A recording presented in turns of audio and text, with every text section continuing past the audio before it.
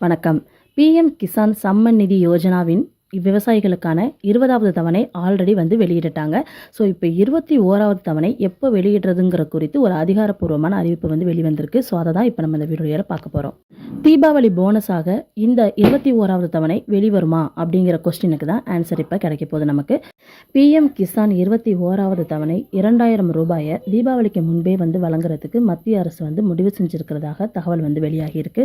But இதில் பார்த்தீங்கன்னா 2019 பிப்ரவரி 1க்கு அப்புறம் பார்த்தீங்கன்னா நிலம் வாங்கின விவசாயிகள் இருக்காங்க இல்லையா, அப்படி நிலம் வாங்கின விவசாயிகளுக்கும் அதே போல் ஒரே குடும்பத்தில் இருக்கக்கூடிய பல பயனாளிகளும் இருக்கிறாங்க அப்படின்னா அவங்களுக்கான வெரிஃபிகேஷன் முடிகிற வரைக்கும் அவங்களுக்கு மட்டும் பணம் கிடைக்காது அப்படிங்கிற மாதிரி சொல்லியிருக்காங்க.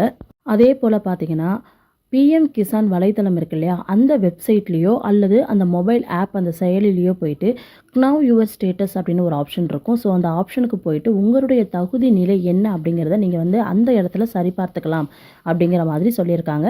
ஸோ இப்படி சரிபார்க்கணும் அப்படின்னு சொல்லிட்டு அரசு தரப்புலேருந்து நம்மளுக்கு அறிவுறுத்தியிருக்கிறாங்க. ஸோ இதன் விளைவாக நீங்கள் என்ன பண்ணிக்கிறீங்கன்னா உங்களுடைய பிஎம் கிசான் வெப்சைட்லேயோ அல்லது உங்களுடைய மொபைல் ஆப்லேயோ நீங்கள் உள்ளார போயிட்டு நவ் யுவர் ஸ்டேட்டஸ் அப்படின்ட்டு இருக்கக்கூடிய அந்த ஆப்ஷனை நீங்கள் டச் பண்ணிவிட்டு உங்களுடைய ஸ்டேட்டஸ் என்ன அப்படிங்கிறத நீங்கள் செக் பண்ணிக்கோங்க. ஓகேவா? வேறு ஏதாவது கேஒய்சி நீங்கள் கம்ப்ளீட் பண்ணாமல் இருக்கீங்க அப்படின்னா கண்டிப்பாக அந்த கேஒய்சியும் இ சேவை மூலயமா நீங்கள் கம்ப்ளீட் பண்ணிக்கோங்க. இதெல்லாம் நீங்கள் கரெக்டாக வச்சிருக்கிற பட்சத்தில் கண்டிப்பாக 21வது தவணை தீபாவளிக்கு முன்பாகவே கிடைக்கிறதுக்கான வாய்ப்புகள் நிறைய இருக்குன்னு சொல்லியிருக்கிறாங்க.